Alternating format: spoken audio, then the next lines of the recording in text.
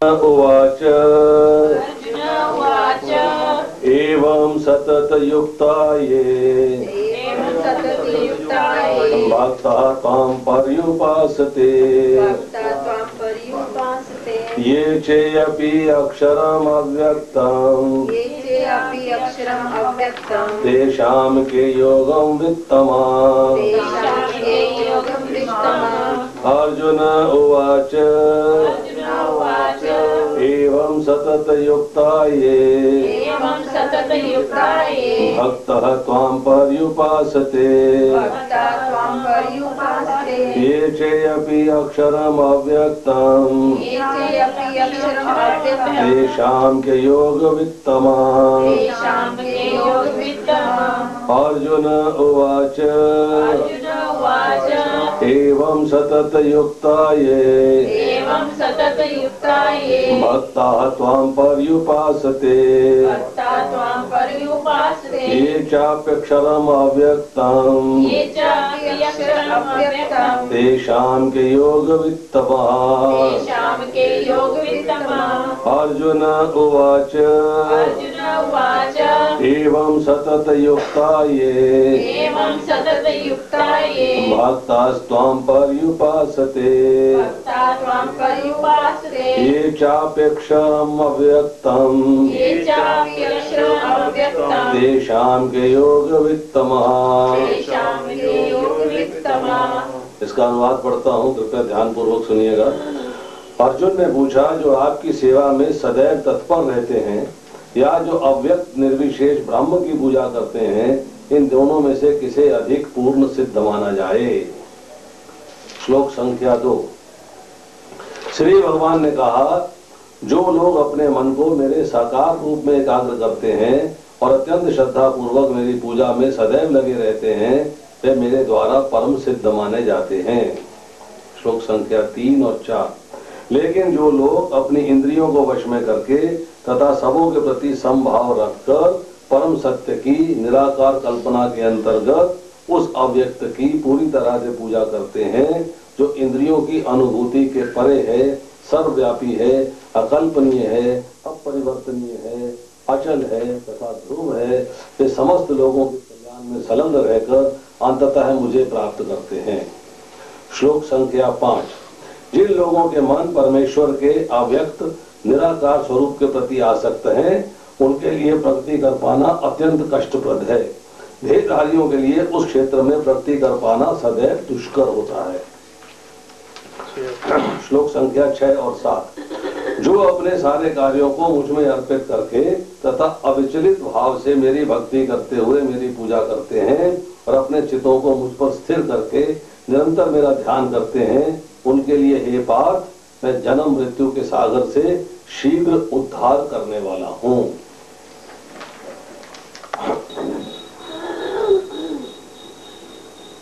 अब अर्जुन पूछते हैं, इस भक्ति योग है 12वां अध्याय,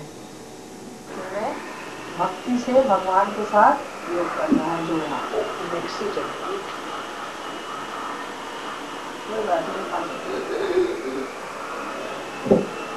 इसलिए चलाइए वो आपने बना रहे कल के लिए।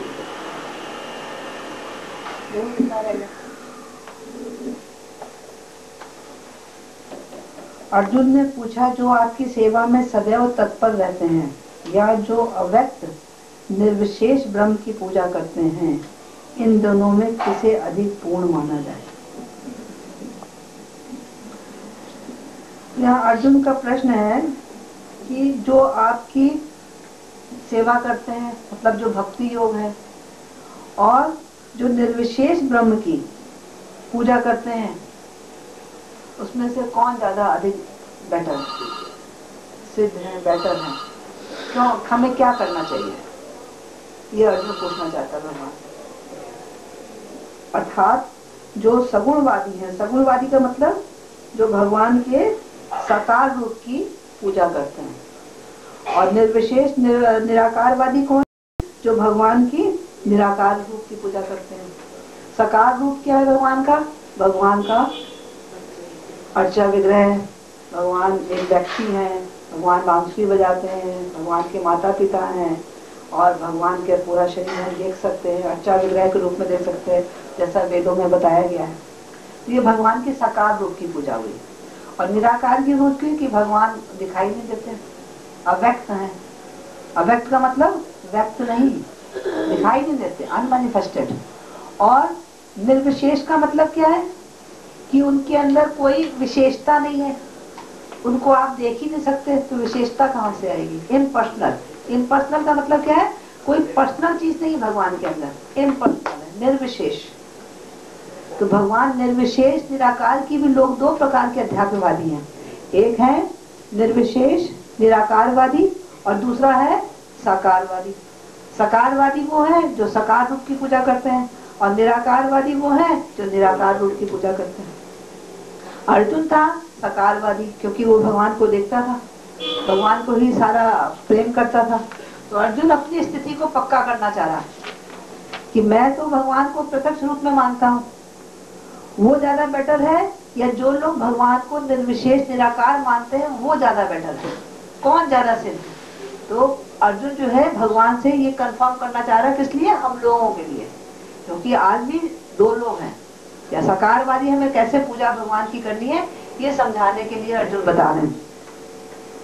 निर्विशेष और निराकार एक ही चीज है ना? निराकार मतलब कोई आकार ना हो, निर्विशेष भी ना निर्विशेष को आप किसी चीज से इसकी उपमा ना दी जा सके। अब निराकार देखिए, एक तो आकार नहीं है, जैसे हवा है, हवा का आकार नहीं है, लेकिन but you can feel it. उसके अंदर आपकी फीलिंग भी नहीं है, आप किसी चीज से इसकी उपमा नहीं दे सकते, निर्विशेष। वो निर्विशेष हो गया। किसी भी चीज से आप इसकी उपमा नहीं दे सकते कि ये ऐसा है, तो वो हो गया इम्पर्सनल, कोई उसके अंदर क्वालिटी नहीं है, विशेषता कोई नहीं है। निराकार वाले विशेषता बता सकते हैं? निराकार वही उसी को मानते हैं ना, निर्विशेष निराकार, एक ही हुआ। तो दोनों में कौन ज्यादा श्रेष्ठ है? और भगवान ने भगवत गीता में जगह जगह पे बताया है कि तुम मेरी पूजा करो। जीव कौन है? भगवान का अंश है। मामे वंश जीव लोके जीव भूता सनातना, जीव मेरा ही भिन्न और सनातन अंश है। द्वितीय अध्याय में भगवान बताते हैं। 7वें अध्याय में बताते हैं भगवान कि ये जो है पूर्ण अंश, भगवान जो है वो पूर्ण है और पूर्ण का अंश कौन है? जीव है। 8वें अध्याय में भगवान बताते हैं कि अंत समय में जो मेरा ध्यान करेगा वो मेरे धाम को आएगा। अंत समय में हम कृष्ण का ध्यान करेंगे ना, तभी तो कृष्ण के धाम को जाएंगे।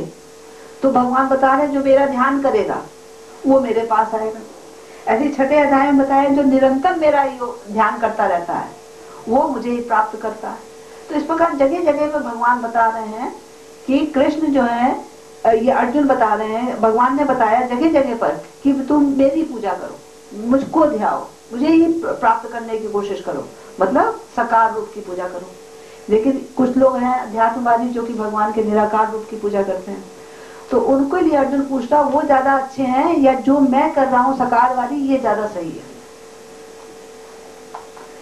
तो निराकारवादी जो होते हैं अप्रकट इंद्रियों की अनुभूति से परे, तो इस पर समझा देते हैं भगवान दूसरे श्लोक में। पहले कह देते हैं कि है अर्जुन, जो लोग अपने मन को साकार रूप में एकाग्र करते हैं और अत्यंत श्रद्धा पूर्वक मेरी पूजा करते हैं वो परम सिद्ध माने जाते हैं।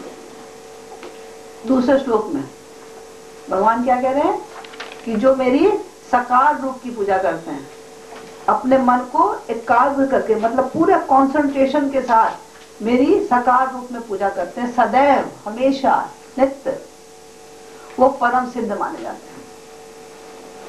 ये नहीं कहा कि जो निराकार रूप में मेरी पूजा करते हैं वो भी सिद्ध है, ये नहीं बताया। पहला क्वेश्चन भगवान ने आंसर क्या दे दिया? जो साकारवादी हैं वो परम सिद्ध है। साकारवादी भी किनको? जो शुद्ध भक्त हैं भगवान के, सदैव निरंतर हर समय 24 घंटे जो मेरी पूजा करते हैं, हर कार्य कृष्ण के लिए, कोई भौतिक कार्यकलाप नहीं। क्या करते हैं? नवदा भक्ति, कीर्तन, श्रवण, विष्णु स्मरण, पाद सेवनम, अर्चनम, वंदनम, हर तरीके से भगवान की हर समय सेवा करते रहते हैं। बाजार जा रहा है, बाजार के लिए भगवान के लिए कुछ लेके आ रहा है, सुबह उठ रहे हैं मंगल आरती में जा रहे हैं, भगवान के लिए भोग बनाना है, सर्विस भी कर रहे हैं तो जो उसका फल मिल रहा है, जो धन मिल रहा है, उससे हम भगवान के लिए चीजें ला रहे हैं। घर को भी मंदिर में परिणित कर रखा है, भक्तों से मुलाकात है और दूसरी दूसरी जगह नहीं जा रहे, अपनी इंद्रिय तृप्तियों के लिए, अपनी कामनाओं के लिए कुछ नहीं कर रहे हैं। क्या कर रहे हैं? सब भगवान के लिए। वो उसको भगवान ने कह दिया, वो परम सिद्ध पहले ही कह दिया।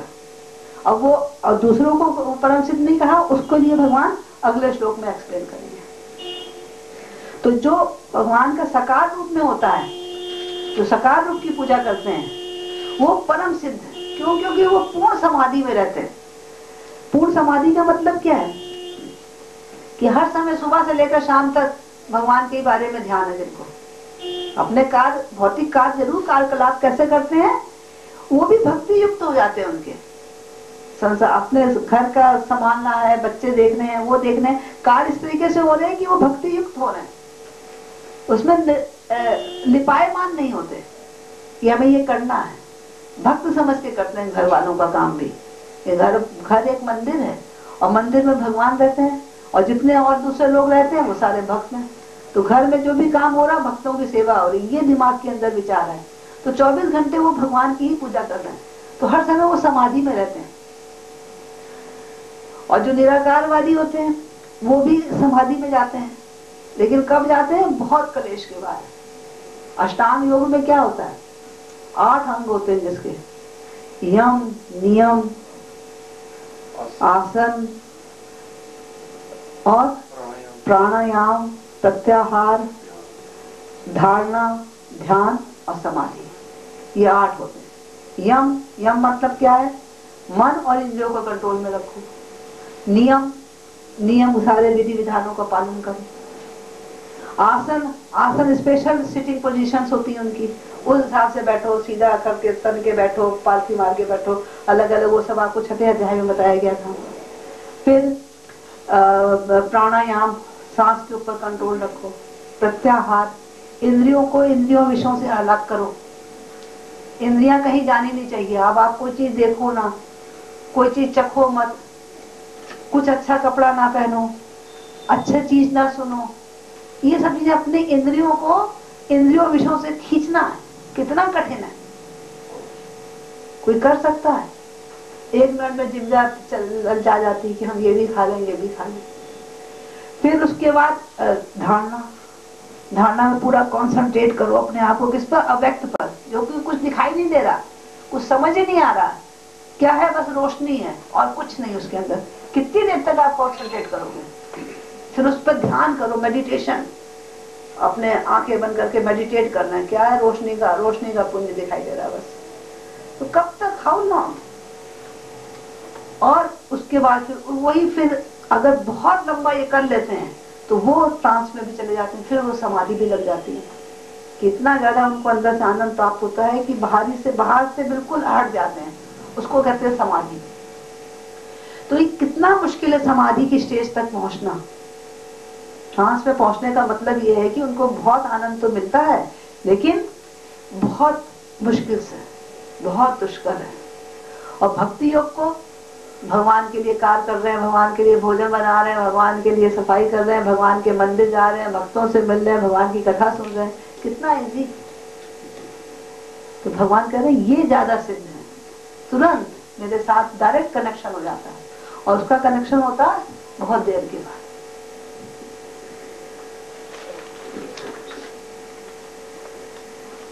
अब तीसरे और चौथे श्लोक में भगवान कहते हैं, एतु अक्षरम अनिर्देश्यम अव्यक्तम पदुपास्ते सर्वत्र गम अचिंत्यम चा कूटस्थम अचलम ध्रुवम।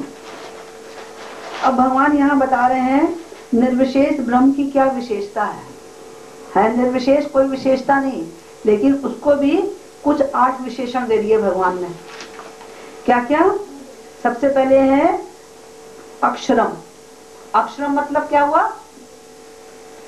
12वें अध्याय का 3रा श्लोक। तो अक्षरम का क्या मतलब होता है? जिसका क्षर ना हो।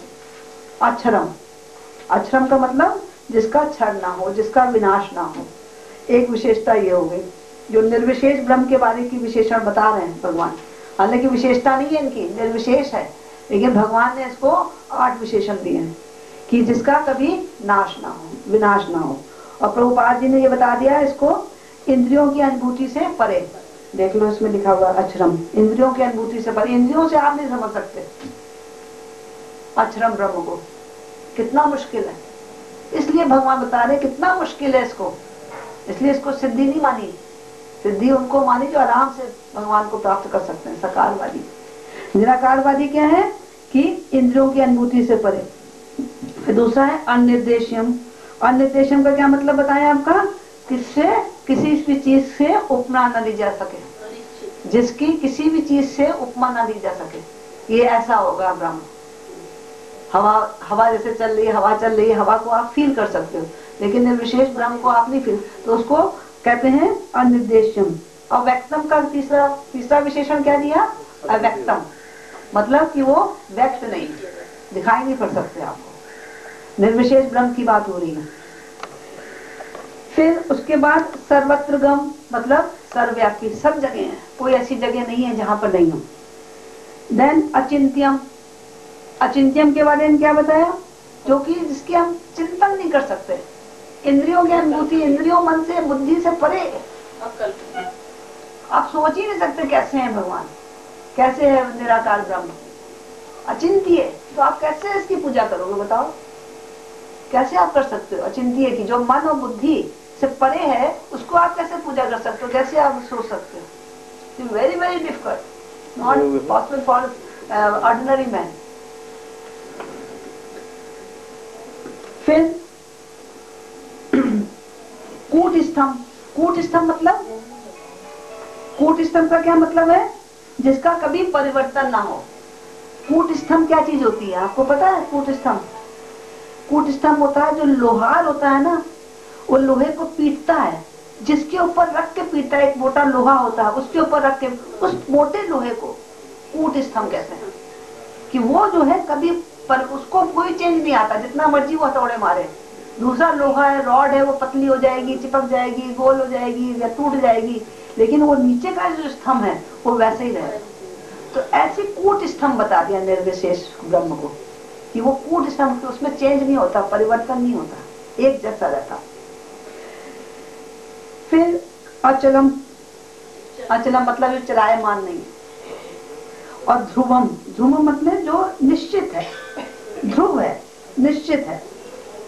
तो ये 8 विशेषण भगवान ने बताए हैं जो इनकी पूजा करते हैं। पर्युपास्ते मतलब जो इन 8 चीजों की पूजा करते हैं। और 8 चीजों की पूजा करनी कितनी मुश्किल है, इसमें पॉसिबल नहीं है, स्पेशली कलयुग में। तो जो 8 इन चीजों को ध्यान में रखते हुए निर्विशेष ब्रह्म की पूजा करते हैं।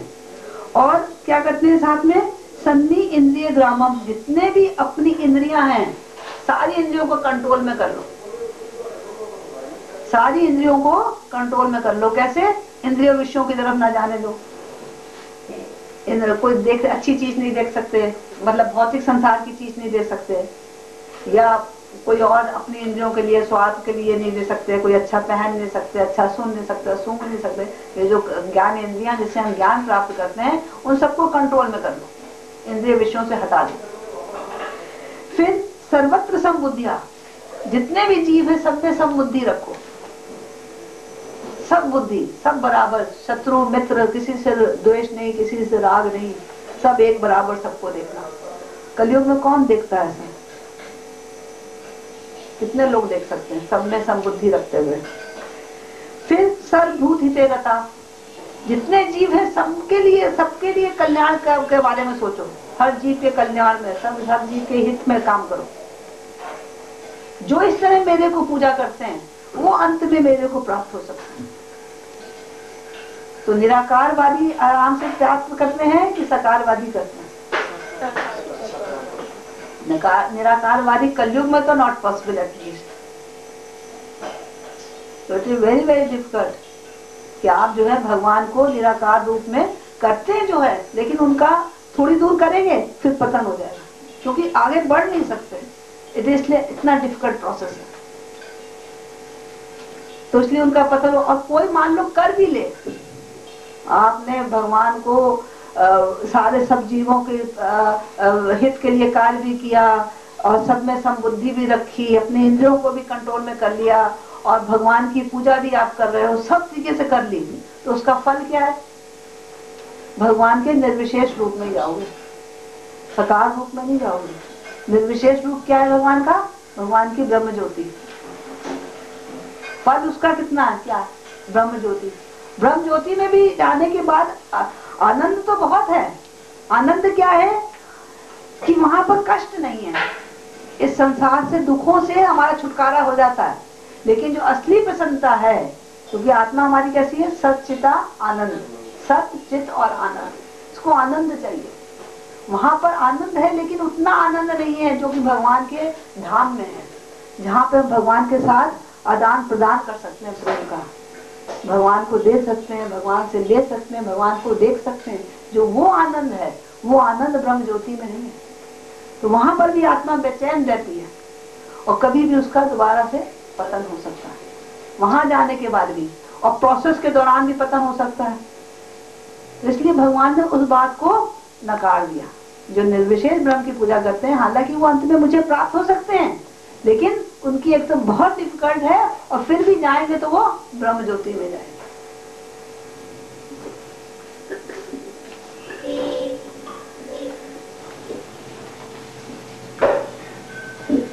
अब इसके बाद 5वें श्लोक में भगवान कहते हैं, पंखा चला लो। क्लेशो अधिकतर तेषाम, उनके लिए बड़ा क्लेश है। क्लेशो अधिकतर तेषाम, उनको बहुत ही कष्ट है। किसको?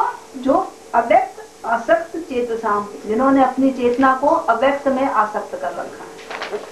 फिर भी लोग करने को कृष्ण को नहीं मानते और कहेंगे नहीं भगवान जो है बस रोशनी का पुंज है, कृष्ण नहीं भगवान। जिनके मन ऐसों में आसक्त रहते हैं, अव्यक्त में जो कि दिखाई नहीं देता, उसमें आसक्त रहते हैं, उनको बड़ा क्लेश है। क्लेशो अधिकतर तेषाम अव्यक्त आसक्त चेतसा। फिर आगे लिखा है, अव्यक्ता ही गति दुखम, जो अव्यक्त को प्राप्त करने की कोशिश करते हैं, उनका प्रोग्रेस कैसी होती है? गति कैसी होती है? बड़ी दुखमय होती है। देहे बदवी अपाप्यते, देहधारी के लिए, देहधारी जब भगवान के अव्यक्त रूप की पूजा करता है तो उसकी प्रोग्रेस जो होती है वो बड़ी दुखदायी होती है, बहुत कष्ट सहने पड़ते हैं उसको। इतना अपने इंद्रियों को कंट्रोल में करो, मन को कंट्रोल में करो, प्राण को अपने ये वायु को अपना कंट्रोल में करो और कंसंट्रेट करो, मेडिटेशन करो। इतना करने के बाद, कितने कष्ट सहने के बाद फिर भगवान के निर्विशेष रूप को, ब्रह्म ज्योति को प्राप्त करें। उसमें क्लेश ही क्लेश है, बहुत कष्टफल है और वेरी वेरी दुष्कर आल्सो। क्योंकि जीव जो है देहधारी है, ये समझना कि वो शरीर नहीं है। क्योंकि हम, भगवान ने बताया है ना कि जीव मेरा ही पुत्र है, मेरा ही अंश है। जब हम जिसके अंश है, हमारा शरीर है, तो उसका शरीर नहीं होगा, उसके शरीर से ही तो शरीर आएगा। हम ऐसे कैसे सोच में उसका कोई शरीर ही नहीं है? उनके दिव्य शरीर है, भगवान का दिव्य शरीर है। हालांकि हमारी आंखों से दिखता नहीं, लेकिन है भगवान। बहुत हम भगवान की प्रार्थना करेंगे तो प्रकट हो जाते हैं, शुद्ध भक्तों के सामने भगवान प्रकट हो जाते हैं। भगवान का शरीर है, लेकिन ये मान लेना कि उनका शरीर नहीं है। ये देहधारी जिनके देह है, उनके लिए बहुत डिफिकल्ट है। ये लिखा है ना, देहे बदवी अपाप्यते, देहधारी के लिए ये सोच लेना कि भगवान जो है अव्यक्त है, उनका कोई शरीर नहीं है, ये बहुत दुखदाई है, बहुत दुष्कर है। तो भक्ति योगी जो होता है, जो भगवान की भक्ति करता है सकार रूप की, वो क्या करता है? उसके लिए इजी है, क्योंकि वो देहधारी है, उसको भी पता है ये भगवान है, भगवान की दिव्य देह है। और भगवान को, अब भक्तों ने कहा हम तो आपको देख नहीं सकते अपने चक्षु से, क्योंकि हमारे चक्षु कैसे हैं? भौतिक। हम भगवान को कैसे देखेंगे? तो भगवान ने कृपा करी कि अपने आप को अर्चा विग्रह के रूप में प्रकट कर दिया। मैं अपने अर्चा विग्रह के रूप में तुम्हारे सामने प्रकट हूँ, और जो भी तुम मुझे अर्पण करोगे वो उसको मैं स्वीकार करूंगा। अब अर्चा रूप में भगवान प्रकट है हमारे सामने, और भक्त जो है इस अर्चा विग्रह की पूजा करता है और साक्षात भगवान के कांटेक्ट में रहता है। भगवान अर्चा विग्रह के थ्रू सारी चीजें हमारी स्वीकार करते हैं। जैसे प्रभुपाद जी ने वो बताया है पोस्ट बॉक्स का, सड़क के किनारे पोस्ट बॉक्स खड़ा है, उसमें आप लेटर डाल दो तो वो अपने सही एड्रेस पर पहुंच जाएगा। कैसे पहुंच गया? आपने उस सड़क में डाला, किसी और डब्बे में डाल दो तो पहुंचेगा नहीं, उसी में पहुंचेगा। तो जो भगवान के द्वारा स्थापित रूप है, जो भगवान ने प्रकट किया है, अर्चा विग्रह जो है भगवान का अवतार है, इसको एक अवतार मानना चाहिए। तो उसके अंदर अगर हम भगवान को कोई भी चीज अर्पण करते हैं तो सीधे भगवान तक वो पहुंचती है। तो ये नहीं सोचना चाहिए कि भगवान तक नहीं पहुंचेगी, क्योंकि भगवान ने, आपने भगवान के सामने भोग रखा है और पूरी की पूरी थाली आपको मिल गई है, इसका मतलब ये नहीं कि भगवान ने नहीं बनाया। भगवान अपनी आंखों से खा लेते हैं, नेत्रों से उसका रस ले लेते हैं, उसकी सुगंध ले लेते हैं। भगवान को किसी चीज की कमी नहीं है, लेकिन जो आप भी आप प्रेम पूर्वक देते हो तो भगवान उसको स्वीकार कर लेते हैं अपनी आंखों से। तो पूरा का पूरा ही पड़ा ही रहता है, लेकिन फिर भी भगवान के अंदर चला जाता है, क्योंकि भगवान पूर्ण है। पूर्ण में से पूर्ण निकाल लो फिर भी पूर्ण बचता है। इसलिए हमें ये नहीं सोचना चाहिए कि अर्चा विग्रह है, ये जो है अपना किसी वस्तु का बना हुआ, धातु का बना हुआ। कोई भी अर्चा विग्रह, अर्चा विग्रह जो है 8 चीजों का बना हो सकता है। भागवतम में लिखा है बालू का अर्चा विग्रह हो सकता है, बालू की भी आप भगवान की अर्चा विग्रह बना सकते हो, मट्टी का बना सकते हो, लकड़ी का बना सकते हो, पत्थर का बना सकते हो, किसी मणि का या किसी रत्न का बना सकते हो, किसी मेटल का बना सकते हो, धातु का, और चित्र रंगों से बना सकते हो। और फिर आखिरी है 8वां, मन से भी बना सकते हो। कहीं आपका अर्चा विग्रह नहीं है आपके पास, आप भगवान की उस समय सेवा करना चाहते हो, कुछ अर्पण करना चाहते हैं, तो मन से भी आप अर्पण कर सकते हो। तो ये भगवान का अर्चा विग्रह वो है, इस कलयुग के अंदर एक अवतार है जीवों को अपनी सेवा देने का। तो अगर हम भगवान की सकार रूप की सेवा करते हैं तो भगवान उसको स्वीकार करते हैं। और इट इज कितना इजी, सामने भगवान है, खास में खाना तो वैसे ही बनना है, और भगवान को आपने भोग लगा दिया तो सारा खाना आपका शुद्ध हो गया, सारे पाप उसके अंदर से निकल गए और आपके अंदर शुद्ध खाना गया और भगवान को अर्पित किया। और भगवान कितने प्रसन्न हुए, इस तरह सोचो। और कितना इजी प्रोसेस, कोई कलेश नहीं हुआ, आप जंगल में नहीं गए, समाधि में नहीं बैठे, आसन लगा के नहीं बैठे, इंद्रियों को कंट्रोल नहीं किया, स्वादिष्ट भोजन आपको मिला, फिर सारी इंद्रियां आपकी चलायमान है, सारी इंद्रियों को आपने भगवान में लगा दिया। तो सकारवादी रूप जो है भगवान बता रहे हैं वो परम सिद्ध है। और निराकारवादी में हालांकि वो उस तक पहुंचते हैं लेकिन बहुत क्लेश के साथ, बहुत कष्ट के साथ।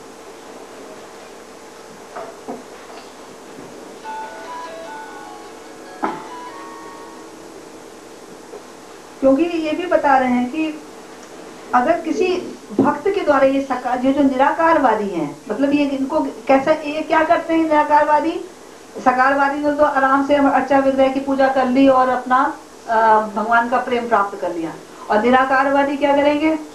पहले वेदों को पढ़ेंगे, पहले तो संस्कृत सीखेंगे, भाषा सीखेंगे, फिर वेद को पढ़ेंगे, फिर समझेंगे, फिर उसके अनुसार उसको ध्यान करेंगे जिसका चिंतन कर ही नहीं सकते, उसका ध्यान करेंगे जो कि इंद्रियों और मन और बुद्धि से परे है, उसका ध्यान करेंगे। कितना मुश्किल है। और उसके बाद फिर जो है अपनी सारी इंद्रियों को कंट्रोल में करेंगे। तो कल्पना द्वारा है।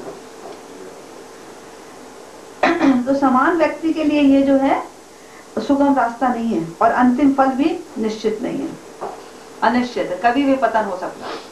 और पतन नहीं भी हुआ, ब्रह्म ज्योति में भी चले गए तो भी वहां पर पूरा पूर्ण आनंद नहीं प्राप्त होगा। दुखों से निवृत्ति हो जाएगी लेकिन सुख की प्राप्ति नहीं होगी। दुख में संसार से तो निकल गए लेकिन सुख की प्राप्ति नहीं हुई।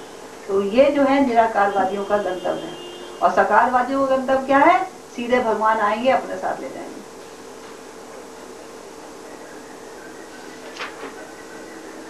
अब भगवान जो है 6ठे और 7वें श्लोक में क्या बताते हैं? एतु सर्वाणी कर्माणि मयि संन्यस्त मत्परा। सर्वाणी कर्माणि मतलब सारे कर्मों को मुझे अर्पित कर दे, मयि संन्यस्त, सारे कर्मों को जो मुझे अर्पित कर देता है।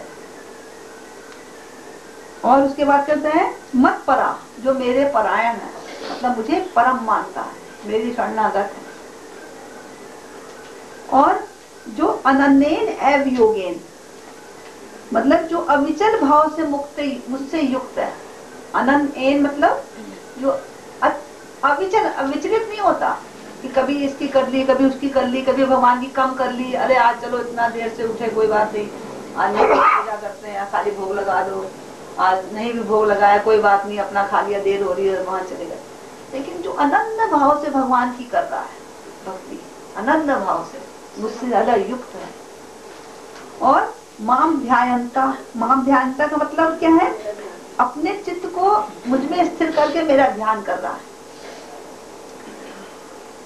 उपासते, जो मेरी प्रेम पूर्वक भक्ति करता है। तो सब कर्मों को मुझे अर्पित करता है, जो मेरे परायण है, मतलब जो मुझे परम मानता है, मेरा शरणागत है, जो अविचल भाव से मुझसे युक्त है, जो अपने मन को मुझ में स्थिर करके मेरा ध्यान करता है, और जो मेरी प्रेममयी भक्ति करता है। 5 चीजें भगवान ने बताई। इतनी चीजें जो करता है उसको मैं क्या करता हूँ? तेषाम अहम समुद्धरता, उसका मैं उद्धार कर देता हूँ। कहाँ से? मृत्यु संसार सागरात, जो मृत्यु का ये संसार रूपी जो सागर है, इससे मैं उसका उद्धार कर देता हूँ। देखिए सागर के अंदर तैरना बहुत मुश्किल है, बड़ा सा तैराक भी डूब जाएगा, और कोई आके उसको निकाल ले, अगर बाई चांस कोई गिर गया है और तैराक भी है तो वो समुद्र को पार नहीं कर सकता, इतनी तेज लहरें हैं और इतना दूर विस्तार है उसका। तो अगर कोई इसको निकाल ले तब तो वो बच सकता है, नहीं तो वो डूब जाएगा। तो जितना मर्जी आप कर लो निराकार ब्रह्म की या किसी और की उपासना, आप डूबोगे। लेकिन अगर भगवान आकर स्वयं ले जाते हैं भक्त को, तो फिर उसको क्या कर पाएंगे? तो भगवान कह रहे हैं तेषाम अहम समुद्धरता, मैं उसका उद्धार कर देता हूँ। कहाँ से? मृत्यु संसार सागर, मृत्यु रूपी ये सागर, संसार रूपी जो सागर है, उससे मैं उसका उद्धार कर देता हूँ। भवामी ना चिरात पात, चिरात माने क्या होता है? बहुत देर से जो काम होता है। भवामी ना चिरात पात, देरी नहीं करता, देर से ना पहले कह दिया। चिरात मतलब देरी नहीं करता, मैं तुरंत उसका क्या करता हूँ? उद्धार कर देता हूँ। किसका? जिसका मन मेरे में लगा रहता है। मैया वेशित चेतसा, जिनके चित्त मुझ में आवेशित है, तो उनका मैं बहुत शीघ्र उद्धार कर देता हूँ। तो सारे कार्यों को कृष्ण को कैसे अर्पित करना है? कि कृष्ण के लिए ही सारे कार्य करो। उद्देश्य क्या होना चाहिए? कि कृष्ण कैसे प्रसन्न हो, ये कार्यों का उद्देश्य होना चाहिए। कि कृष्ण भगवान कैसे प्रसन्न होंगे, हम कैसे प्रसन्न होंगे ये नहीं सोचना है। कृष्ण कैसे प्रसन्न होंगे हमारे कार्यों से। अपना कष्ट सह लेते हैं भक्त, तो कहते हैं मुझे चाहे नर्क में डाल दो फिर भी मुझे कोई तकलीफ नहीं है, लेकिन आपकी सेवा मुझसे न छूटे। उन भक्तों की यहाँ बात हो गई, शुद्ध भक्तों की बात हो गई। जो भक्त है वो भगवान के कार्य के अतिरिक्त और कुछ नहीं, भगवान की प्रसन्नता के लिए और कुछ नहीं चाहता। तो ऐसे भक्त को भगवान वचन देते हैं कि वैसे भक्त को भव सागर से उद्धार कर देंगे। और जो योगी होते हैं, जो निर्विशेष ब्रह्म की तरफ जाते हैं, योगी होते हैं, अष्टांग योग कर रहे हैं, तो उनको भी बड़ी बड़ी सिद्धियां प्राप्त हो जाती हैं। तो सिद्धियां प्राप्त होने के बाद वो एक लोक से दूसरे लोक में भी जा सकते हैं, जो मर्जी चीज प्राप्त कर सकते हैं। लेकिन वो कैसे करेंगे? अपने बलबूते पर। और भगवान भक्त के लिए क्या करेंगे? स्वयं आकर ले जाएंगे। भक्त को अपना बलबूते पर नहीं करना, अष्टांग योग नहीं करना, तो सिर्फ भगवान की सेवा करनी। पहली से समाधि, पहली स्टेज में वो समाधि में होता है, 8 अंग नहीं क्रॉस करने पड़ेंगे उसको। और योगी को सारे अंग करेंगे, उसके बाद सिद्धि कैसे कुछ सिद्धियां प्राप्त होंगी। जरूरी नहीं कि सारी 8 सिद्धियां प्राप्त हो जाए, थोड़ी सी सिद्धियां प्राप्त होंगी। और उस सिद्धियों में वो अपने बलबूते पर जाएगा, एक लोक से दूसरे लोक पे, या कुछ प्राप्त करना है या कुछ और जो भी सिद्धि होगी उसके अनुसार। लेकिन भगवान क्या करते हैं? अपने भक्तों के लिए स्वयं आ जाते हैं। भक्त को इन सब चीजों के लिए कठिन सहना नहीं पड़ता है। इसलिए भगवान बताते हैं भक्ति योग मार्ग सर्वश्रेष्ठ है और सुगम है। और कलयुग में तो क्या है? भक्ति योग क्या है? केवल भगवान के पवित्र नाम का कीर्तन। कलो नास्तेव नास्तेव नास्तेव गति अनंता। हरे नाम हरे नाम हरे नाम एक केवलम, कलो नास्तेव नास्तेव नास्तेव गति अनंता। कलयुग में और कोई कार्य वो नहीं है, किसी और से हम भगवान को नहीं प्राप्त, सिर्फ भगवान के नाम से हम भगवान को प्राप्त कर सकते हैं। हरे कृष्णा कृष्णा कृष्णा हरे हरे, हरे राम राम राम हरे हरे। ये कलयुग के लिए मंत्र है। इति षोडशतम नाम नाम कली कल्मष नाशनम, ना तो पर्यो तरो उपाय सर्व वेदेषु दृश्यते। सारे वेदों को छाट करने के बाद ये 16 अक्षर का नाम कलयुग में तारने वाला है, और कोई चीज नहीं तार सकती हमें। हरे कृष्ण महामंत्र को बहुत ही श्रद्धा पूर्वक ध्यान से समझ कर आगे करते जाना। सिर्फ आप खाली मंत्र का जाप करोगे अगर ध्यान पूर्वक, तो भी आप भगवत धाम जा सकते हो, कोई रुकावट नहीं आएगी, भगवान स्वयं ले जाएंगे। लेकिन उस नाम को शुद्ध तरीके से लेने के लिए हम लोग इतने ज्यादा विधि विधान करते हैं कि वो नाम शुद्धता से निकला है हमारे मुंह से, तो वो नाम ही मेन नाम है। हरे कृष्ण महामंत्र जो है वही मेन है कलयुग के लिए, और कोई उपाय नहीं। त्रेता युग में क्या था, द्वापर में ये अर्चा विग्रह की पूजा थी, अभी भी अर्चा विग्रह की पूजा करते हैं, लेकिन ये कलयुग का अभी संध्या चल रही है। अभी कुछ दिनों के बाद अर्चा विग्रह की पूजा भी समाप्त हो जाएगी, सिर्फ नाम ही रह जाएगा। कलयुग की अभी स्टार्टिंग है और द्वापर युग की संध्या है, तो अभी हमको अर्चा विग्रह की पूजा बताई गई है, जिससे कि हमारे मन जो है बहुत भटके नहीं और हम भगवान के साथ लगे रहें। और ये विधि विधान हम करेंगे जो भी हमारे गुरु महाराज ने या जो वेदों शास्त्रों प्रमाणिक शास्त्रों में जो लिखे हैं, तो उससे हमारे अंदर अंतःकरण शुद्ध होता जाएगा और शुद्ध नाम उच्चारण होगा। तो शुद्ध नाम से ही हम भगवान के धाम जा सकते हैं। नाम रूप में अवतार दिया भगवान ने कलयुग के अंदर। तो त्रेता युग में अर्चा विग्रह के रूप में, द्वापर में, और त्रेता में क्या करते थे, यज्ञ करते थे, और सतयुग में क्या करते थे, ध्यान करते थे। तब ध्यान था, तपस्याएं थी, और फिर आया है यज्ञ वगैरह त्रेता में, और द्वापर में अर्चा विग्रह की पूजा, और कलयुग में सिर्फ भगवान का नाम। कलो नास्तेव नास्ते, कलो माने कलयुग, उसमें नास्तेव नास्तेव नास्ते 3 बार कहा। 3 बार क्यों कहा, इससे पक्का हो जाए।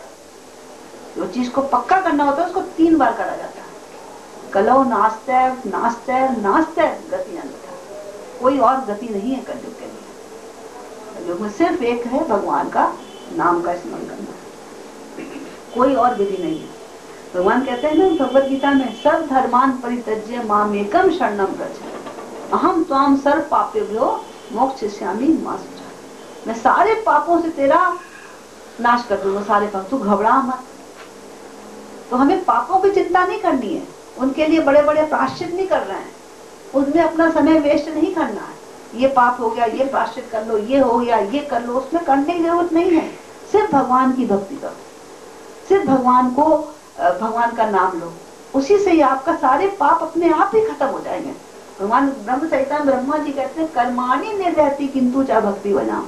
भगवान जो है अपने भक्तों के जितने कर्म फल को जला देते हैं, ना अच्छा ना बुरा, कर्म फलों से ही मुक्त कर देते हैं भगवान, भस्म कर देते हैं उसके कर्म फल, जो मेरी भक्त होते हैं। हमें भगवान की सिर्फ भक्ति करनी है और कोई रास्ता नहीं कलयुग के लिए। इसलिए कृष्ण शरण जाना है, बस वही सर्वोच्च सिद्धि है। अब निराकार ब्रह्म के तरफ जाएंगे, कितना कष्ट सहेंगे, और कष्ट सहने के बाद क्या होगा, फिर ब्रह्म जो बहुत कोई पहुंच गया तो ब्रह्म ज्योति तक, जब तक कोई शुद्ध भक्त उसके कांटेक्ट में नहीं आता, शुद्ध भक्त के कांटेक्ट में आ गया, ज्ञान उसने पहले प्राप्त किया हुआ है, तब उसको समझ रहा है नहीं सब कुछ तो वासुदेव है, और फिर वो वासुदेव की भक्ति में करेगा, वो फिर भगवान के धाम पहुंचता है। भगवान कहते हैं ऐसा महात्मा बड़ा दुर्लभ है। कौन ज्ञानवान, बहुनाम जन्म नाम अंते, बहुनाम जन्म नाम अंते ज्ञानवान मान प्रवर्तते। जो ज्ञान ही होता है, जिसने सारा ज्ञान प्राप्त कर लिया, लेकिन भगवान की सेवा में नहीं लगा, निर्विशेष ब्रह्म का ध्यान कर रहा है, भगवान रोशनी का पुंज है, वो बहुत जन्मों के बाद जब मेरी शरण में आता है, वासुदेवा समझ जाता है सब कुछ वासुदेव है, वासुदेवा सर्वम इति, मान लेता ये इति है, एंड है कि सब कुछ वासुदेव ही है और मेरी भक्ति करता है, वैसा महात्मा बहुत दुर्लभ है। भगवान कह रहे हैं क्लेशो अधिकतर क्लेशाम, बहुत क्लेश है, बहुत कष्ट है। तो इसलिए हमको साकार रूप की पूजा करनी है, भगवान का सिर्फ नाम लेना है और भगवान की शरण में जाना है, शुद्ध भक्ति करना है। शुद्ध भक्ति जब तक हम नहीं करेंगे, शुद्ध भक्ति का मतलब क्या है, हम विचलित नहीं हो रहे, वहां से विचलित नहीं होना, अविचलित मन से भगवान पर पूरी तरीके से शरणागत होना। हरे कृष्ण।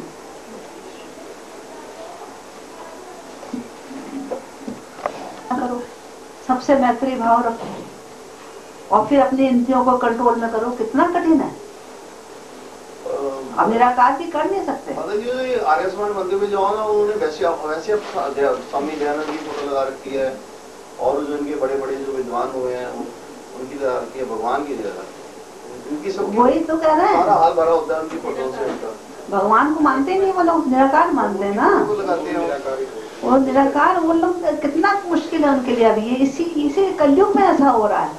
कलयुग में भगवान का नाम ही है सिर्फ। आजकल भगवान की लगाते हैं मर्यादावादी पुरुष, भगवान राम और लीला श्री कृष्ण इस तरह लगाते हैं, लीला लगाए होती है उन्होंने फोटो आर्यसमान मंदिर में, पर ये नीचे ये लिखा होता वो तो शिवाजी की भी लगाते हैं, महाराणा प्रताप की भी लगाते हैं, तो सभी की फोटो लगा रखी होती है। चलिए, हाँ जी, भक्ति योग अध्याय संख्या 12 है। इसका निचोड़ क्या है, समरी। पहले श्लोक के अंदर अर्जुन ने प्रश्न किया है सगुण और निर्गुण, इन दोनों के मध्य में, इन दोनों के बीच में श्रेष्ठ कौन है, पहला। दूसरे से लेके 7वें श्लोक तक जो है भगवान कृष्ण का उत्तर है कि साकार रूप में जो उपासना करते हैं वह उत्तम है, और क्यों उत्तम है ये भी उन्होंने इसी दूसरे से लेके 7वें श्लोक तक समझाया। इसमें तीसरे से लेके और चौथा श्लोक जो है उसमें निर्गुण निराकार की जो उपासना करी जाती है उसका फल भी बताया है, और 5वें के अंदर बताया है कि निराकार उपासना करते हैं वो हम देहधारी जो मनुष्य हैं उनके लिए डिफिकल्ट क्यों है, मुश्किल क्यों है। और 6ठे 7वें श्लोक में फिर बताया कि सारे कर्मों को मुझ में अर्पण करके अनन्य भाव से निरंतर मुझ सगुण साकार भगवान का चिंतन करने वाले भक्तों का उद्धार मैं स्वयं करता हूं। 8वें से लेके 12वें श्लोक तक बताया भगवत भक्ति के जो उपाय हैं उनका वर्णन क्या है, अर्थात भगवान को प्राप्त करने के जो उपाय हैं उनका वर्णन क्या है। उसके बाद 8वें श्लोक में बताया कि मन बुद्धि मुझ में अर्पित करने की आज्ञा दी है और उसकी फल अपनी प्राप्ति बताया। 9वें से लेके 11वें श्लोक में बताया है अगर आप जो है भगवत प्राप्ति का साधन जो मैं बता रहा हूं वो नहीं कर सकते हो तो कर्मों के फल का त्याग कर दो। 12वें श्लोक में बताया कर्म फल का त्याग श्रेष्ठ है, इसका फल क्या है, तत्काल शांति प्राप्त हो जाती है एकदम। 13वें से लेके 19वें श्लोक में बताया है कि भगवान के जो प्रिय भक्त हैं उनके लक्षण क्या है, और 20वें श्लोक में बताया है कि जो ज्ञानी हैं, जो महात्मा हैं, जो भगवान के भक्त हैं, उनके लक्षणों को आदर्श मानकर उनके पद चिन्हों पर चलना, श्रद्धा पूर्वक वैसा ही साधन करने वाले जो भक्त हैं वो मुझे बड़े प्रिय हैं। पूरे अध्याय के अंदर 20 श्लोक हैं। अब आते हैं हम 12वें अध्याय के पहले श्लोक। उसके पहले ये समझते हैं कि 12वें अध्याय के अंदर जो चर्चा चल रही है उसका हमने अभी तो पूरे 12वें अध्याय की समरी बताई। इसका दूसरा विषय क्या है। पिछली बार हमने चर्चा करी थी कि भगवत गीता से हमें 3 प्रकार का ज्ञान प्राप्त होता है। नंबर 1 संबंध, नंबर 2 अभिधेय और नंबर 3 प्रयोजन। संबंध का अर्थ है कि भगवान से मेरा क्या संबंध है, अर्थात जीव का भगवान से क्या संबंध है। उस संबंध के लिए कर्म योग भी बताया, अष्टांग योग भी बताया, मतलब बेसिक्स बता के भगवान ने पहले अध्याय से लेकर छठे अध्याय में इन सब चीजों की चर्चा करी। हमारा भगवान के साथ क्या रिश्ता है, क्या संबंध है। अब आता है पार्ट नंबर 2, जो कि 7वें अध्याय से आरंभ होता है और 12वें अध्याय में समाप्त होता है। ये बता रहा है अभिदेय। अभिदेय का अर्थ ये है कि उस संबंध को निभाने के लिए हमें क्या रास्ता अपनाना है, अर्थात प्रोसेस क्या है। उस संबंध को हम समझ गए हैं। क्या समझा हमने कि भगवान स्वामी है, हम सेवक। ये समझा हमने कि भगवान जो है वो अंशी है और हम उनके अंश हैं। दूसरे अध्याय के 17वें श्लोक में हमने समझा तद्विधि करके अविनाशी तू, मतलब भगवान अविनाशी है, हम भी अविनाशी। हमने जो है भगवान के साथ अपने संबंध को समझ लिया। अब दूसरे से लेकर छठे में उस संबंध के ऊपर मेडिटेट कैसे करना है, उस पर ध्यान कैसे लगाना है, वो सारी बातें बताने के बाद 7वें से लेके 12वें अध्याय के अंदर ये बताया है कि किस तरीके से आप नवदा भक्ति अर्थात भक्ति की जो विधियां हैं उनके अंदर अपने आप को संलग्न करके उस संबंध को निभा सकते हैं। जैसे कि 7वें अध्याय का पहला श्लोक है। देखिए 7वें अध्याय के पहले श्लोक में क्या चर्चा हो रही है। मय्या सक्त मनः पार्थ योगम युजन्मदाशय असंशयम समग्रम माम यथा ज्ञास्यश्चित्रच्छनु। श्री भगवान ने कहा, हे प्रथापुत्र, अब सुनो कि तुम किस तरह मेरी भावना में पूर्ण रहकर और मन को मुझ में आसक्त करके योगाभ्यास करते हुए मुझे पूर्णतया संदेह रहित जान सकते हो, मुझे जान सकते हो। भगवान क्या बता रहे हैं, मुझे जान सकते हो। मुझे जान सकते हो क्या बताया, नंबर 1 कि तुम किस तरह मेरी भावना में पूर्ण रहकर, मेरी भावना मतलब जैसा मैं दिख रहा हूं, अर्थात माम का अर्थ है माम और समग्रम, 2 शब्द इस्तेमाल किए। इसका मतलब है भगवान के संपूर्ण स्वरूप को, अधूरे स्वरूप को नहीं। जैसे ब्रह्म ज्योति की भी चर्चा करेंगे, वो भगवान का अधूरा स्वरूप है, पूर्ण नहीं, पूर्ण है सच्चित आनंदमय स्वरूप। भगवान कह रहे हैं कि मेरी भावना में और मन को मेरे में आसक्त करके, कि मन को आपको भगवान के अंदर आसक्त कर देना है। किस तरीके से, कि आपका मन जो है केवल भगवान के प्रति ही रहे और किसी के प्रति नहीं। तो मेरी भावना से पूर्ण मन को मुझ में आसक्त करके योगाभ्यास करते हुए मुझे पूर्णतया संशय रहित जान सकते हो, अर्थात तुम्हें कोई डाउट नहीं रहेगा। 7वें अध्याय की बिगिनिंग यहां से हो रही है।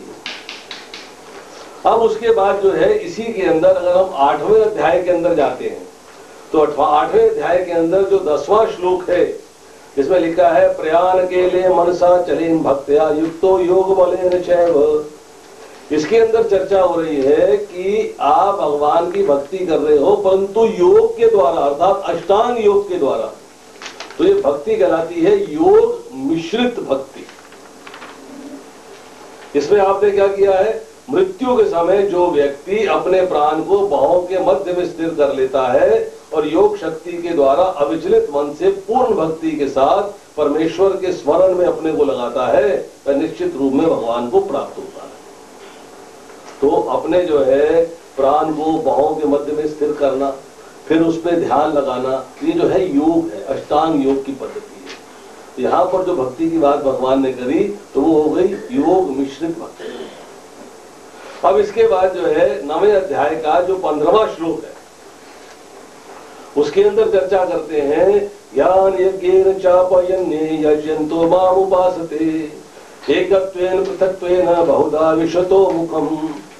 अन्य लोग जो ज्ञान के अनुशीलन द्वारा यज्ञ में लगे रहते हैं वे भगवान की पूजा उनके अद्वैत रूप विविध रूपों में विश्व रूप में करते हैं। तो यहाँ पर जो है लोग भगवान की भक्ति कैसे कर रहे हैं? ज्ञान के द्वारा, नॉलेज गेन कर लो, ज्ञान लेते जाओ, ज्ञान लेते जाओ, ज्ञान लेते जाओ, ज्ञान लेते जाओ, परंतु जो असल भक्ति का स्वरूप है उस तक नहीं पहुंचे। इसके लिए छोटा सा उदाहरण दिया गया। उदाहरण क्या है कि आप यहां तक आए तो कैसे आए? मोटरसाइकिल में, गाड़ी में, बस में, रिक्शा में आए ना, तो क्या आप यहां जब बैठ के जो है भगवत चर्चा कर रहे हो तो गाड़ी साथ ले आए हो? यहां पर अंदर मोटरसाइकिल यहां छत पे आ गई, रिक्शा छत पे आ गई? नहीं। मतलब जो यहां बैठ के साधन करना है उसके लिए जो आने का साधन था वो आपने बाहर छोड़ दिया। ज्ञान प्राप्ति करी, लक्ष्य क्या है? भक्ति करनी।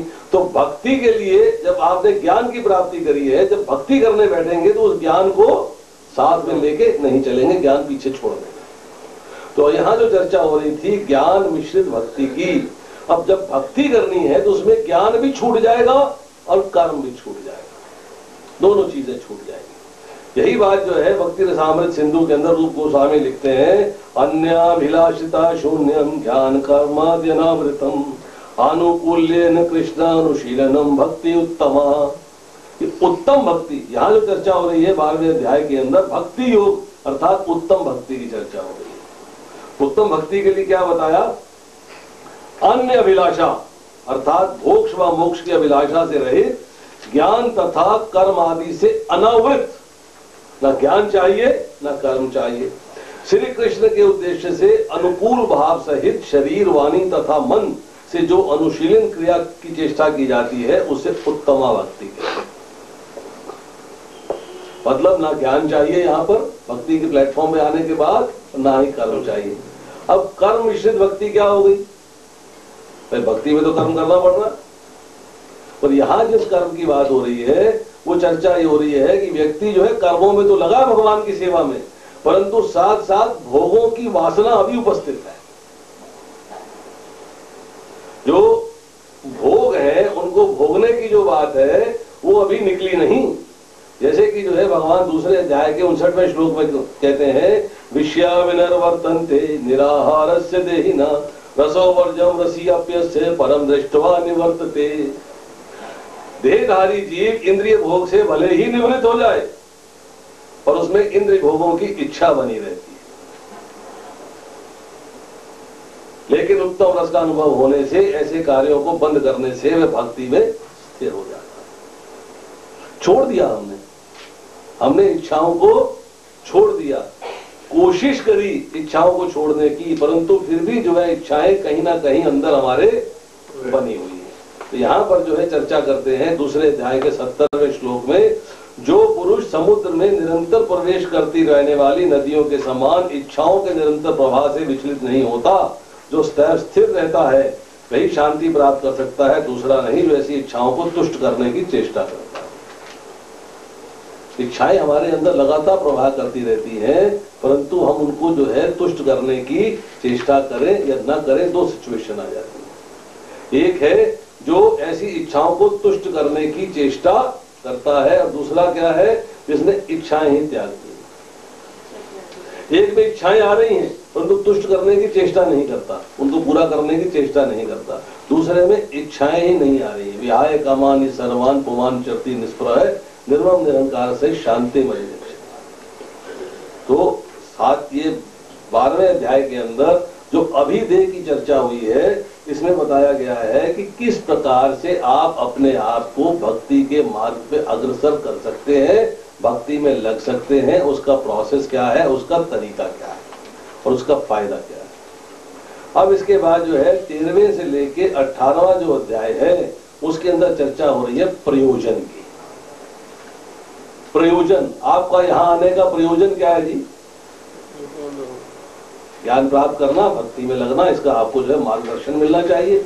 इसी तरीके से भगवत गीता जो है बता रही है कि जीव का प्रयोजन क्या है, तो ज्ञान दे रही है उसको।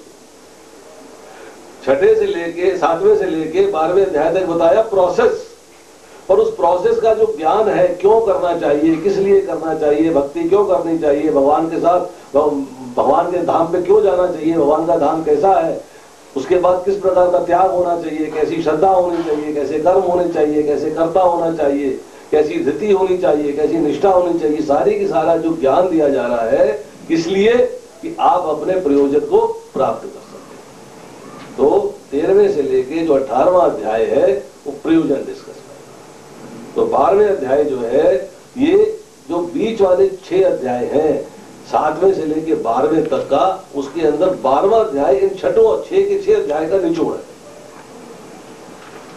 7वां, 8वां, 9वां, 10वां, 11वां, ये जो 5 अध्याय हमने पढ़े, इन 5 अध्याय का निचोड़ जो है वो ये 12वां अध्याय।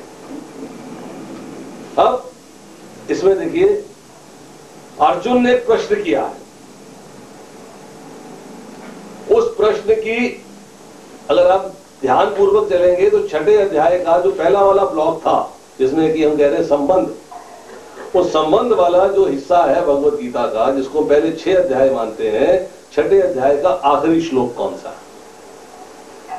भक्ति योगानामपि सर्वेषां मद्गतेरन्तात्मनः श्रद्धावान भजन्ते यो मां समे युक्त तमो मतः।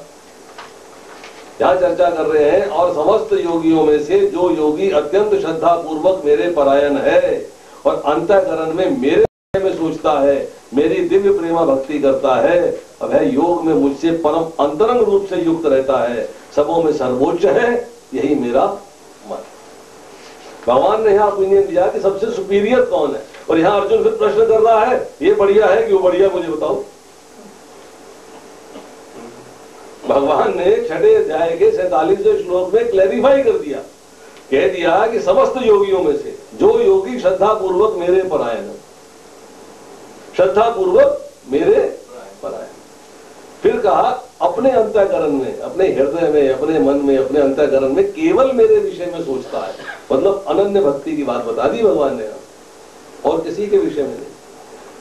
ज्ञान मिश्रित भक्ति भी नहीं, कर्म मिश्रित भक्ति भी नहीं, किसी और अन्य देवी देवता की भक्ति नहीं, किसी अन्य की भक्ति नहीं, केवल मेरी भक्ति की बात हो रही है कि मेरी दिव्य प्रेमा भक्ति करता, प्रेम से मेरी भक्ति करता, प्रेम से। वो कैसी भक्ति है? वो दिव्य अलौकिक है, इस लोक की भक्ति नहीं है। फिर बताया कि वह योग में, अर्थात अपने आप को जब मुझसे जोड़ता है तो परम अंतरंग रूप से मेरे से जुड़ जाता है। ऐसा योगी जो है सबों में सर्वोच्च है। ये बात जो है भगवान ने यहां बताई, और यहां पर जो है अर्जुन ने प्रश्न कर दिया।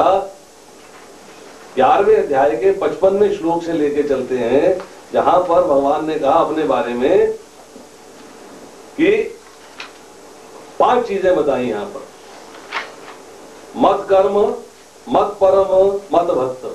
ये 3 चीजें जो हैं, ये क्या है? प्रिस्क्रिप्शन, विधि, कि भाई ये कार्य करना है। और 2 चीजें बताई, निषेध। निषेध का मतलब है प्रोहिबिशन, भाई ये कार्य नहीं करना। क्या नहीं करना?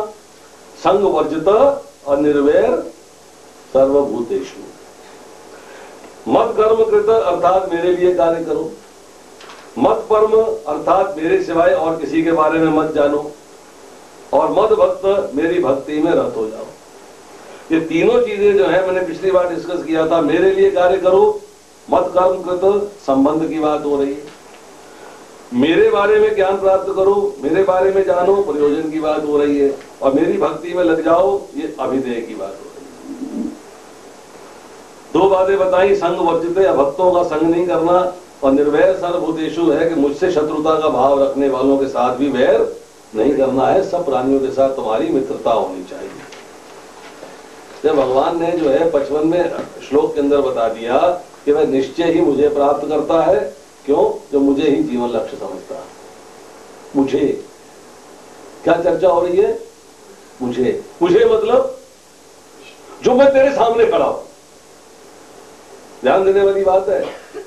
मुझे, जो मैं तेरे सामने खड़ा हूं, अर्थात मुझ सगुण साकार की। तो आप मेरे लिए हाथ मिलाओ, मतलब मैं आपके सामने खड़ा हूं। कैसा हूं? मेरा एक गुण भी है मेरे अंदर, सगुण हूं और साकार हूं। तो भगवान कह रहे हैं मुझे छठे के 47 में कहा जो मुझसे युक्त रहता है, मेरे प्रति श्रद्धा परायण। यहां पे बता रहे हैं कि वो जो मुझे ही जीवन लक्ष्य समझता है, मेरा भक्त बनता है, मेरे लिए कर्म करता है, मुझे परम मानता है।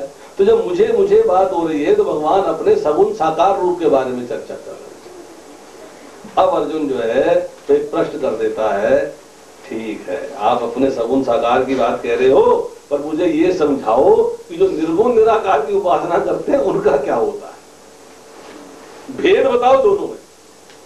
मुझे ये समझाओ आप कि जो आपकी सेवा में तत्पर तो है, हाँ जी हम भक्ति कर रहे हैं, पर भक्ति कैसी कर रहे हैं, सगुण साकार की या निर्गुण निराकार की? हमें जो है इन दोनों में भेद समझा दीजिए कि दोनों में परम सिद्ध कौन है, किसको जो है दोनों के अंदर से बेटर माना जाए। योग वित्तमा, योग वित्तमा मतलब ये समझो आप योग में जुड़ना, योग वितर और योग वित्तम, जैसे गुड बेटर बेस्ट तीन होते हैं ना, यहां भी जो है चर्चा यही आ रही है गुड बेटर बेस्ट, कि आप जो है मुझे बताइएगा कि क्या पोजीशन है। योग वित्तम मतलब योग में सर्वश्रेष्ठ कौन है, और ये बात भगवान पहले बता चुके हैं छठे अध्याय 47 श्लोक में, योग में सर्वश्रेष्ठ कौन है, परंतु अर्जुन ने फिर यहां पर जो है क्वेश्चन कर दिया। अब भगवान ने जो है बोलना चालू किया, जो कि 12वें अध्याय के दूसरे श्लोक से भगवान बोलते हैं और 14वें अध्याय के 20वें श्लोक तक बोलते रहते हैं, बीच में कोई प्रश्न नहीं, कोई रुकावट नहीं है, कोई व्यवधान नहीं है। 73 श्लोक बोले भगवान ने कंटिन्यूअसली नॉन स्टॉप, मस्ती में आ गए, तो कहते हैं ना मुझे रोको मत, डोंट स्टॉप मी, कोई प्रश्न नहीं, मतलब भगवान जो है मस्ती में आ गए हैं, बिल्कुल लगातार बोलते चले जा रहे हैं, एक के बाद एक के बाद एक के बाद एक चीजें एक्सप्लेन करते चले जा रहे हैं। अर्जुन बड़े ध्यानपूर्वक सुन रहा है, आनंद ले रहा है। अब भगवान ने जो है जब बोलना आरंभ किया है तो भगवान ने क्या कहा दूसरे श्लोक के अंदर, दूसरे श्लोक में कहा कि जो लोग अपने मन को मेरे साकार रूप में एकाग्र करते हैं और अत्यंत श्रद्धा पूर्वक मेरी पूजा करने में सदैव लगे रहते हैं, वे मेरे द्वारा परम सिद्ध माने जाते हैं। जो बात छठे के 47 में बताई थी वो बात भगवान ने जो है यहां बता दी। क्या बताई कि मुझे शीघ्रता शीघ्र कैसे प्राप्त कर सकते हैं, भगवान ने बता दिया। उसका आंसर क्या है, जो सगुण साकार रूप के उपासक हैं, जो उसकी उस रूप में मेरी भक्ति करते हैं, वो उत्तम है। सगुण साकार, यहां पर जो है सगुण साकार के अंदर अब चर्चा आती है। यहां पे श्लोक के अंदर जो शब्द इस्तेमाल हुए हैं, क्या शब्द इस्तेमाल हुए हैं कि आपके पास क्या क्वालिफिकेशन है मुझे प्राप्त करने के लिए, क्या क्वालिफिकेशन है? तो भगवान ने बताया नंबर 1 मया वैश्य। मया वैश्य का मतलब क्या है कि मुझ में अपने आप को आवेशित कर दिया, मुझ में स्थिर कर दिया, अर्थात आपने अपने मन को लगातार बिना रुके बिना किसी रुकावट के निरंतर मेरे में लगा दिया। नंबर 2 ये बताया नित्य युक्ता। नित्य युक्ता का मतलब क्या है, नित्य मेरे से युक्त हैं, हर समय मेरे से जुड़े हुए हैं, हर समय ये कोशिश करते हैं कि मैं भगवान से जुड़ा रहूं, भगवान से जुड़ा रहूं। Desire eternal relationship with me, उनकी हर समय इच्छा रहती है कि भगवान से विलग ना हो, भगवान का विस्मरण ना हो, हर समय भगवान के साथ जुड़े रहें और हर समय भगवान का स्मरण रहे। फिर अगला शब्द इस्तेमाल किया श्रद्धया परया श्रद्धया, अर्थात मेरे को पूर्ण श्रद्धा के साथ मेरी भक्ति करना। ये नहीं मजबूरी में, कंपल्शन नहीं। कैसी भक्ति? श्रद्धा पूर्वक। और यहाँ भगवान बताते हैं कि जो परम श्रद्धा पूर्वक लगातार मुझ में अपने आप को एब्जॉर्ब किए हुए है, मुझे मन मेरे में लगाए हुए है और फिर मेरी उपासते पूजा करते हैं, ये लोग जो मेरी पूजा करते हैं किस तरह से करते हैं? नवदा भक्ति के द्वारा। श्रवणम कीर्तनम विष्णु स्मरणम पाद सेवनम अर्चनम वंदनम दास्यम साख्य आत्मनिवेदनम, मतलब नवदा भक्ति के द्वारा जो है मेरी पूजा करते हैं, ये लोगों को मैं परम सिद्ध मानता हूं। मेरे में श्रद्धा है, मन इनके मुझ में स्थिर है, नवदा भक्ति से मेरी उपासना कर रहे हैं और नित्य युक्त रोजाना जो है सततम मेरे साथ जुड़े हुए हैं, मुझसे विलग नहीं। इन 4 क्वालिफिकेशन जिसके पास हैं उनको मैं परम सिद्ध मानता हूं। अब प्रश्न ये आया कि उन्होंने कहा कि श्रद्धा, अब श्रद्धा कितने प्रकार की है भाई, किस प्रकार की श्रद्धा होनी चाहिए? श्रद्धा तो भगवान ने जो है यहां पर 3 प्रकार की बता दी। कैसी श्रद्धा बताई? एक बताई जो सात्विकी श्रद्धा, सात्विकी सतोगुण में श्रद्धा है भगवान के प्रति, सतोगुण में मतलब अध्यात्म की श्रद्धा भी बोलते हैं कि आप जो है केवल भगवान की भक्ति में लगे हुए हो, आपका और कोई विचार नहीं है। दूसरी बताई राजसिक श्रद्धा, अर्थात जो आपकी भगवान के प्रति कर्म करने में है, हमें कर्म करना चाहिए, श्रद्धा है भगवान में ठीक है, परंतु कर्म भी मुझे करना चाहिए। तीसरी श्रद्धा क्या बताई कि जो तामसिक है, जिसमें आप जो है नियमों का उपनियमों का पालन नहीं करते, आप रूल्स रेगुलेशंस को अवॉइड करते हो। श्रद्धा तो है, श्रद्धा है 4 नियमों का पालन करना, श्रद्धा है कि आपको भगवान को भोग लगा के लेना है, पर आप चाय पीते हो, अरे भक्ति तो करने हैं जी, पर नियमों का पालन नहीं करते, तो कैसी श्रद्धा हुई? ये तामसिक श्रद्धा कहलाती है। परंतु भगवान क्या कहते हैं कि तुम्हारी श्रद्धा जो है किसमें होनी चाहिए? केवल मेरी सेवा में होनी चाहिए। इसको कहा गया है गुणातीत, अर्थात तीनों गुणों से ऊपर श्रद्धा है। भगवान के सिवाय कोई कार्य नहीं, नो अदर जॉब। जो यहां बताया उन्होंने पहले भी कि कृष्ण के अनुशीलन, अर्थात कृष्ण की सेवा में ही सब कुछ समर्पित हो जाए, जब वो श्रद्धा हो जाएगी तो श्रद्धा जो है गुणातीत श्रद्धा कहलाती है, तीनों गुणों से ऊपर श्रद्धा कहलाती है। अब जो यहां बताया योगवितम, पिछले श्लोक में चर्चा हुई कि योग में उच्च कौन है, तो यहां बता रहे हैं योग में उच्च है जिसके पास जो गुणातीत श्रद्धा के लेवल पे स्थित है। जो अभी जो है आध्यात्मिक श्रद्धा पे है वो योग वितर है। तो इस तरह जो है जैसे ही जो है अपना ज्ञान कर्म आदि से जो मिश्रित है, ज्ञान तो है, सात्विक हो गए, कर्म भी कर रहे हैं, परंतु जो इससे मिश्रित भक्ति है वो योग वितर है। परंतु जो गुणातीत श्रद्धा वाला है, अर्थात जो अनन्य भक्त है, ना कर्म ना योग ना ज्ञान, कुछ नहीं चाहिए, केवल आपको जो है भगवान की भक्ति चाहिए, जो अनन्य भक्त है वो योग वित्तम है, अर्थात योग में उच्चतम है। अब प्रश्न ये आता है कि आपका मन कहां लगता है? यहां चर्चा आई ना मन को स्थिर करके, मन कहां लगता है आपका, किस जगह पे?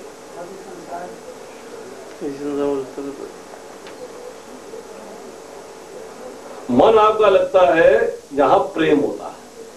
आपका प्रेम भौतिक संसार में है तो मन वहां लगा हुआ है, आपका प्रेम जो है भगवान में है तो मन आपका भगवान में लगा हुआ है। अब दूसरी बात आती है कि बुद्धि कहां लगती है? बुद्धि लगती है जहां श्रद्धा होती है। जहां प्रेम होता है वहां मन लग जाता है, जहां श्रद्धा होती है वहां बुद्धि लग जाती है। अब प्रेम में आपको क्या चाहिए? प्रेम में आप क्या करते हो? आपसे प्रेम है तो आपसे मिलने जाऊंगा, आपको अपने यहां बुलाऊंगा, आपसे मिलने जाऊंगा, अर्थात संग होगा। प्रेम होगा तो संग होगा। आपके प्रति श्रद्धा है तो क्या होगा? आपकी आज्ञा का पालन। तो यहां भगवान ये स्पेसिफाई करते हैं कि श्रद्धा पूर्वक, श्रद्धा का मतलब क्या है? मेरे आदेश का पालन करेगा। Follow me, he will follow my instructions. यहां जो बात करी है, भगवान ने कहा है कि मन को मेरे साकार रूप में एकाग्र करके अत्यंत श्रद्धा पूर्वक। तो ये श्रद्धा का अर्थ क्या है? हाँ हाँ भगवान बड़े अच्छे हैं, भगवान से सेवा करनी है, भगवान से बड़ा प्रेम है, भगवान। अरे भाई, भगवान के आदेश का पालन करना है। अगर आदेश का पालन नहीं कर रहे हो तो कोई श्रद्धा नहीं है भगवान में। अगर पुत्र जो है पिता के आदेश का पालन नहीं करता है तो पिता के प्रति श्रद्धा नहीं रखता, फॉर्मेलिटी है। पुत्र की पिता के प्रति श्रद्धा जो है तभी परिलक्षित होती है जब पुत्र जो है पिता के आदेश का पालन करता है। जब हम श्रद्धा की बात करते हैं तो श्रद्धा के अंदर जो है, जो आज्ञा पालन है, दैट इज इंपॉर्टेंट।